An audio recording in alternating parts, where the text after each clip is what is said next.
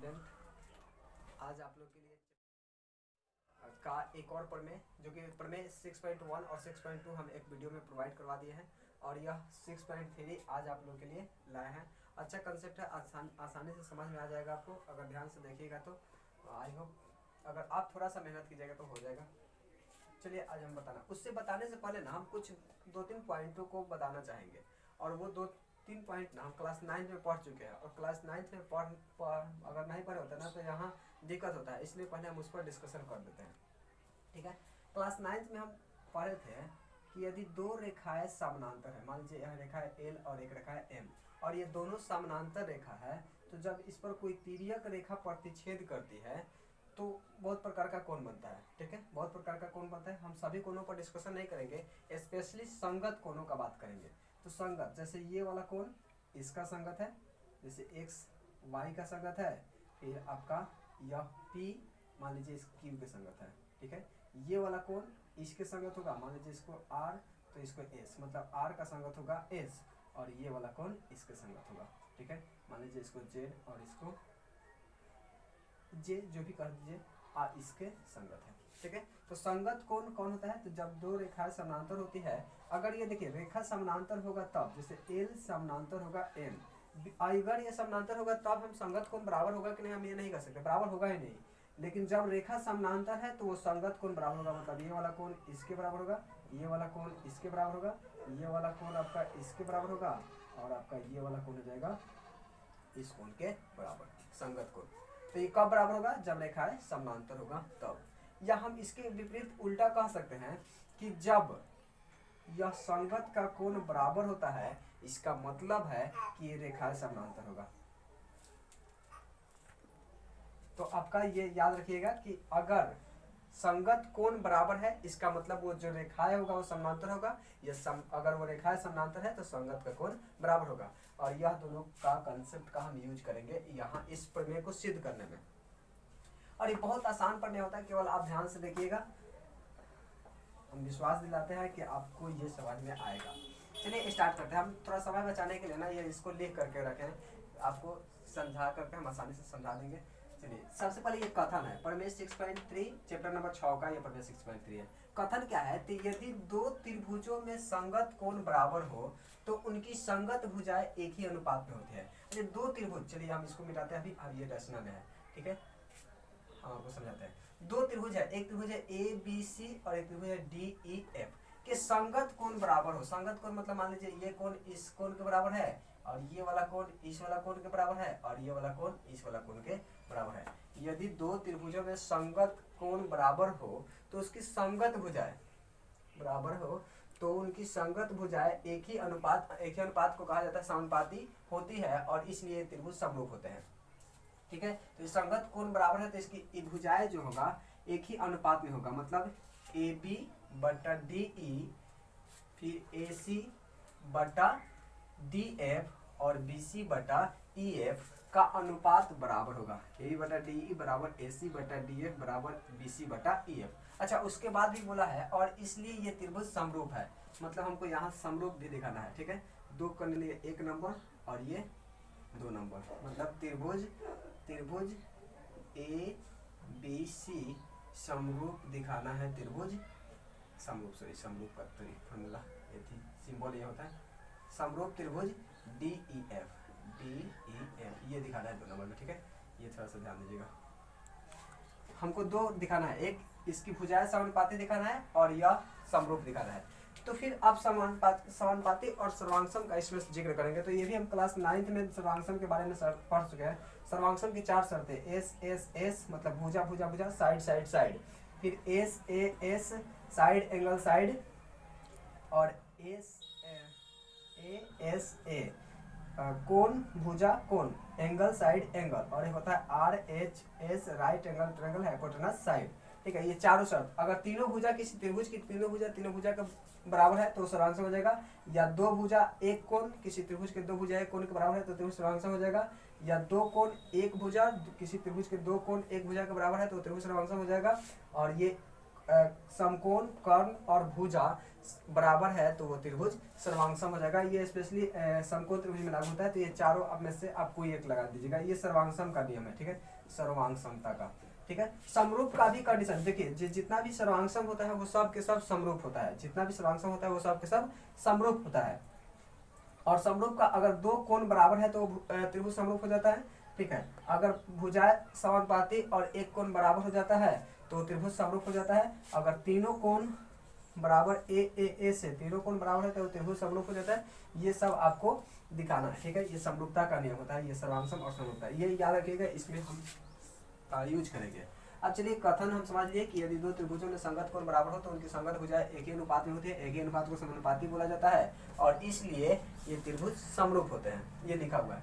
उसके बाद इसका व्याख्या, तो व्याख्या आपको करना होता है। देखिए तो व्याख्या देखिए हम लिखे नहीं है लेकिन हम एक बार बोल देते हैं। तो फिगर व्याख्या क्या करेंगे कि मान लिया ABC और DEF दो त्रिभुज है, ठीक है, जिसकी संगत कोण बराबर है, जिसका संगत कोण बराबर है। या ऐसे कह सकते हैं, मान लिया ABC और DEF दो त्रिभुज है जिसकी संगत कोण A D के, B E के और C F के बराबर है। ये व्याख्या हो जाएगा, ठीक है। व्याख्या के बाद आपको पता है कि लिखा जाता है दिया गया है। तो दिया क्या गया है, तो दिया गया है कि इसकी संगत कोण बराबर है, मतलब कोण A कोण D के, कोण A कोण D के, कोण B कोण E के, कोण C कोण F के, ये बराबर है। उसके बाद दिया गया है के बाद लिखते हैं सिद्ध करना है। तो सिद्ध क्या करना है, तो सिद्ध करना है कि इसकी भुजाएं समानुपाती होगी। समानुपाती मतलब AB बटा DE, फिर AC बटा DF और BC बटा EF, ठीक है। उसके बाद हम करते हैं रचना, और एक और हमको सिद्ध करना था, इसलिए ये त्रिभुज समरूप होता है, मतलब हम त्रिभुज समरूप दिखाना है हमको, ठीक है। तो आपको ये रचना हमको क्या करना पड़ेगा, रचना। अगर देखिए इतना से सिद्ध नहीं होता है तो हमको रचना करने की आवश्यकता पड़ती है। तो हमको इतना से सिद्ध नहीं होगा, जितना दिया गया है उतना से सिद्ध नहीं होगा, हमको रचना करने की आवश्यकता पड़ेगा। तो रचना क्या करेंगे कि जितना बड़ा AB है उतना ही हम एक या ये इसमें से DP लेंगे, ठीक है, DP। जितना बड़ा AB है उतना ही बड़ा DP लेंगे, ठीक है। और जितना बड़ा AC है उतना ही बड़ा हम DQ लेंगे, ठीक है। और P से Q को मिला देंगे, ठीक है। जितना बड़ा AB है उतना ही बड़ा DP, जितना बड़ा AC है उतना ही बड़ा DQ ले करके और इस दोनों बिंदु P और Q को मिला देंगे तो ये आपका प्राप्त हो जाएगा, ठीक है। तो हम लिख दे हैं AB बराबर DP तथा AC बराबर DQ लेकर P से Q को मिलाया, यह आपका रचना हो गया, ठीक है। रचना के बाद आपको पता है प्रमाण प्रूफ देना पड़ता है कि क्या कैसे। तो इसमें देखो आप थोड़ा सा क्या कीजिएगा आप लोग कि आप स्टेप लेकर चलिएगा। तो आप इसको देखिए, पहला स्टेप में हमको क्या करना है कि ये वाला त्रिभुज और ये वाला छोटा वाला त्रिभुज को सर्वांग सम दिखा दीजिए। ये वाला छोटा वाला त्रिभुज ABC और ये छोटा वाला त्रिभुज DPQ को सर्वांग सम दिखा दीजिए। तो सर्वांग सम दिखाते हैं, लेकर चलते हैं त्रिभुज ABC और त्रिभुज DPQ में। आपको पता है सर्वांग सम का 4 शर्त हम आपको बताए थे, और त्रिभुज के सर्वांग समता का 4 शर्त, इसमें से कोई एक दिखा दीजिए, आपका ये सर्वांग सम हो जाएगा। तो त्रिभुज ABC और DPQ में, ABC और DPQ में AB बराबर है DP के, AB बराबर है DP के और यह AC बराबर है DQ के।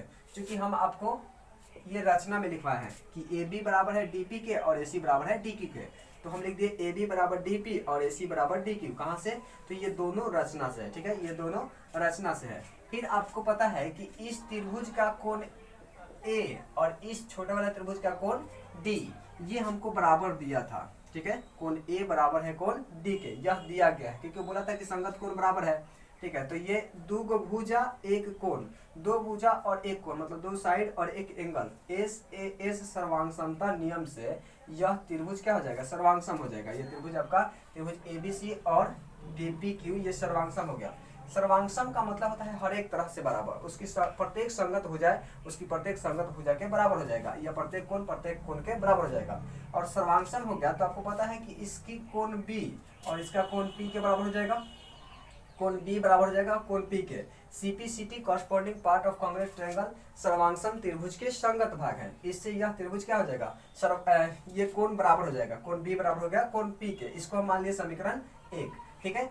अब आपको दिया गया था कि कोण B किसके बराबर है, कोण E के। यहाँ हम दिखा दिए कि कोण B बराबर है कोण P के, ये सर्वांग सम दिखा करके। और हमको दिया गया था कि कोण बी बराबर है कोण ई के। इसको मान लीजिए समीकरण 2, ये कहाँ से, तो ये दिया गया था, ठीक है। तो आप देख सकते हैं कि इस समीकरण 1 और समीकरण 2 में यह लेफ्ट हैंड साइड बराबर है, तो किसी का लेफ्ट वाला बराबर होता है मतलब उसका राइट भी बराबर होगा। तो इसका समीकरण 1 का राइट में कोण पी है और समीकरण 2 के राइट में कोण ई है, मतलब कोण पी बराबर हो जाएगा कोण ई के। हम अभी अभी बताए थे, देखिए ये कोण बी बराबर किसके, कोण पी बराबर किसके हो गया, कोण ई के। और आपको बताया था कि यदि कोई दो रेखाओं पर यदि तिर्यक रेखा गिरती है तो संगत का कोण बराबर होता है कब, जब ये रेखाएं समानांतर होती है तब, क्योंकि संगत का कोण है हम ये बराबर दिखा दिए। और ये बराबर एक ही शर्त पर हो सकता है कि ये दोनों रेखाएं क्या होगा, समानांतर होगा, मतलब पी क्यू समानांतर होगा ई एफ के, पी क्यू समानांतर होगा ई एफ के, तभी ये संगत का कोण बराबर है, ठीक है। आपका समानांतर होगा, चाहे तो आप कह सकते हो यहाँ कि ये संगत कोण है, ठीक है, संगत कोण से। और संगत कोण बराबर होती है कब, जब रेखाएं समानांतर होती है तब, ठीक है। तो ये आपका कौन हो गया, पी क्यू समानांतर हो गया ई एफ के। और समानांतर का मतलब अभी हम प्रमेय 6.1 पढ़ करके आ चुके हैं कि किसी त्रिभुज के एक भुजा के समांतर खींची गई रेखा अन्य दो भुजाओं को समान अनुपात में विभाजित करती है। तो किसी त्रिभुज के, चलिए डी ई एफ के, एक भुजा ई एफ के समानांतर ये पी क्यू रेखा हो गया, तो अन्य दो भुजाओं डी ई और डी एफ को समान अनुपात में विभाजित करेगा, मतलब dp बटा de और dq बटा df, ठीक है। तो देखिए यहाँ थेल्स फॉर्मूले से dp बटा de बराबर dq बटा df, dp बटा de और dq बटा df। ये हम छोटा वाला यहाँ से आता है dp भुजा लिए और पूरा बड़ा वाला de, फिर dq छोटा वाला और पूरा बड़ा वाला df, ये समानुपाती होगा, ठीक है, क्योंकि थेल्स फॉर्मूले से ये रेखाएं समानांतर है। अब आपको पता है कि dp किसके बराबर है, तो dp बराबर है ab के, तो हम dp के जगह पर क्या रख दिए ab, और नीचे de था तो de। फिर dq किसके बराबर है, dq बराबर है ac के, तो हम dq के बदले क्या रख दिए ac, और नीचे df था तो यहाँ df रहेगा, ठीक है, यहाँ मिस्टेक से लिखा गया df रहेगा, ठीक है। तो आप क्या देख रहे हैं कि ab बराबर de और ac बराबर dq। अच्छा ये ab ac कहाँ से आ गया, तो चूंकि ab बराबर था dp के और AC बराबर था dq के, यहाँ से लिख सकते हैं, या लिख सकते हैं कि अपरचना से लिख सकते हैं, ठीक है। अब देखिए फिर हम AB बटा DE और AC बटा DF, चूंकि हमको सिद्ध क्या करना था, AB बटा DE, AC बटा DF और BC बटा EF, तो आप देख सकते हैं कि दो तो सिद्ध हो गया एक। फिर हमको इसी प्रकार के एक फिर से इतना करने की आवश्यकता नहीं है, सीधा लिख देंगे इसी प्रकार और इसी प्रकार के भी फिर इसी प्रकार लेकर के चलेंगे तो हमें अगला वाला सिद्ध हो जाएगा। तो अगला लेकर चलने की आवश्यकता नहीं है, सिंपल आप लिखिए इसी प्रकार, थोड़ा सा स्टेप बच जाएगा और इसी प्रकार के लिख करके आप लिख सकते हैं ये वाला जो सिद्ध करना है AB बटा DE, AC बटा DF और BC बटा EF, और ये यहाँ एक नंबर आपका प्रूफ हो जाएगा, ठीक है, प्रूफ हो जाएगा। दूसरा इसमें हमको ये भी सिद्ध करना था कि ये दोनों जो त्रिभुज है ABC और DEF है ये समरूप होना चाहिए, ठीक है। तो समरूपता का या तो दोनों कोण बराबर होना चाहिए या दोनों सभी भुजाएं समानुपातिक होना चाहिए, इस प्रकार से आप समरूप दिखा सकते हैं। तो देखिए समरूपता हम कैसे दिखाएंगे, मान लीजिए हम समरूप दिखाएंगे ये दोनों त्रिभुज को क्या दिखाएंगे, समरूप। तो हमको समरूप दिखाने के लिए देखिए हम आपको बताए थे कि या तो तीनों कोण के बराबर होना चाहिए या तीनों भुजाओं के समानुपाती होना चाहिए, तो त्रिभुज समरूप हो जाता है। तो आप देख सकते हैं यहाँ कि तीनों भुजा के समानुपाती दिख ही रहा है, तो इसलिए हम कह सकते हैं इसको हम एस, क्योंकि तीनों भुजा के समानुपाती है, ठीक है, बराबर होता है तो सर्वांगसम कहलाता है, ठीक है, और सभी सर्वांगसम समरूप होते हैं। लेकिन यहाँ बराबर नहीं है, समानुपाती है, तो यह समानुपाती से केवल समरूप कह सकते हैं। एस समरूपता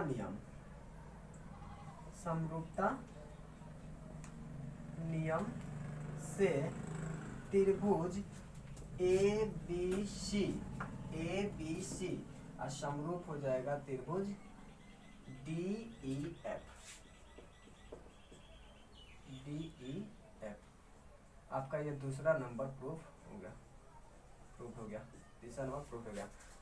तो आई होप कि आपको ये समझ में आया होगा और इसको आप अच्छा से देख करके ये नोट्स बना करके ले जाइएगा, आपको मैट्रिक एग्जाम में बहुत बार पूछा गया है। ठीक है, थोड़ा सा हम इसको स्टेप एक बार फिर से बता देते हैं। सबसे पहले देखिए, ये तो हम आपको याद करना ही होगा, याद कर लीजिएगा। याद करके आपको फिगर बना लेना है, फिगर बना करके उसके बाद व्याख्या। व्याख्या आप अपने भाषा में कुछ भी मतलब जैसे थोड़ा सा मतलब थोड़ा सा इधर उधर कर सकते हैं, लेकिन अपने भाषा में देने का कोशिश कीजिएगा। ठीक है, उसके बाद आपका दिया गया है, तो दिया गया है संगत कोण बराबर बोल दिया है वो, त्रिभुज के दो त्रिभुजों में संगत कोण बराबर है, ये पहले ही बोल दिया वो। तो संगत कोण मतलब ए डी के, बी ई के और सी एफ के बराबर है, और इसकी भुजाएं समानुपाती है, ये सिद्ध करना है।